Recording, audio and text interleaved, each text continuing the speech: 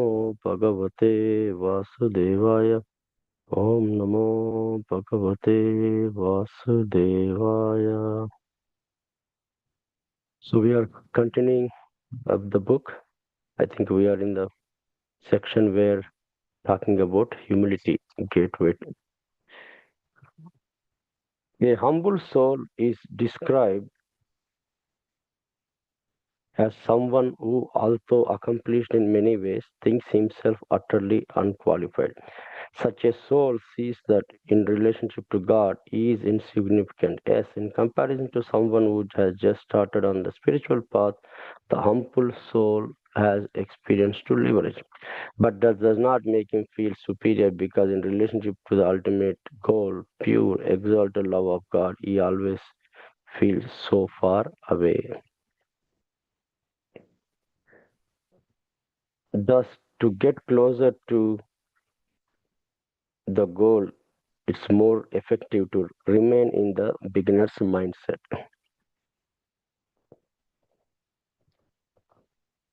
How the humble soul understands that the goal of Krishna Prema is unfathomable to a mere mortal in appreciation of something so high.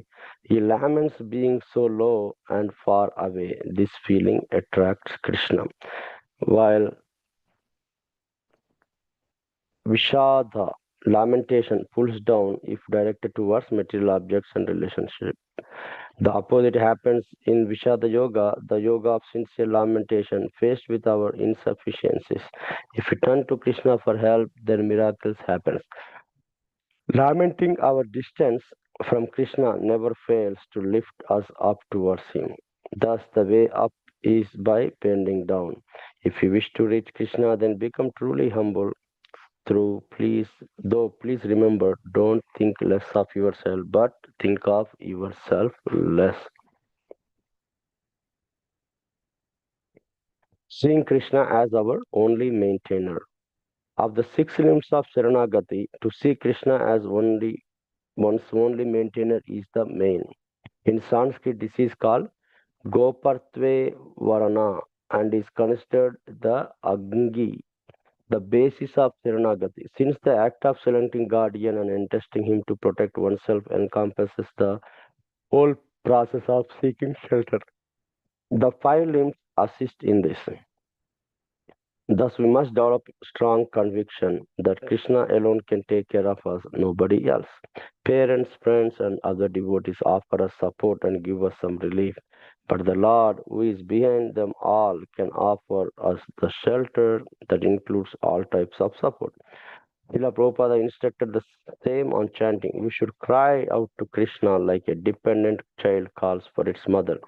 This is surrender to put ourselves into Krishna's hand and trust Him to maintain and protect us. Only a very indifferent and cruel mother would not take care of her child. How can the Lord, whose mercy is described like that of a thousand mothers, ever ignore a person who has made himself fully dependent on Him?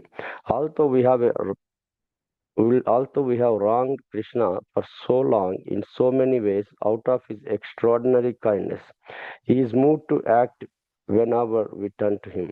He responds to a simple and sincere statement like, I am yours, by preparing a royal road back to Godhead.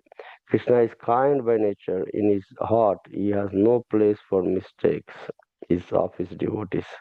Can anyone find a more worthy person to surrender to? Go before the Lord in a genuinely surrendered mood. In old times, one would fold their hands above their head in a classical gesture of self offering to express his mood. To pass the gateway of humility into Krishna's land, it behoves us to express to our utter dependence, becoming like a child whose every need is met, met by his parent. Take, a, take shelter like a child and see Krishna as your maintainer upon whom you are absolutely dependent. If he had not given it, you would not have the ground to walk on. If you cannot yet surrender in this childlike way, then remember those who have. Such a great soul, Srila Haridasa Thakura, connect with saints who have left behind their footsteps for you to follow. By studying their experiences and particularly how they dealt with the obstacle, fresh emotions will come to your heart and spiritualize your life. I think we can stop here.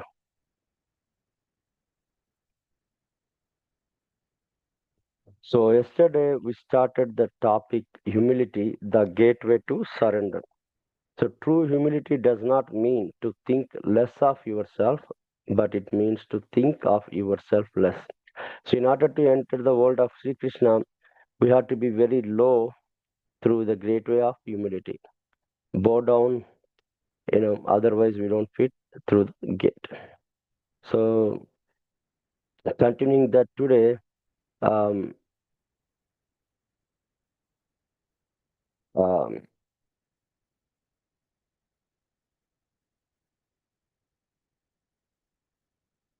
even though different devotees start spiritual life in different times, but we should not feel that we are superior because we are all so far away from Krishna and our relationship to the ultimate goal, which is pure and exalted love of Godhead.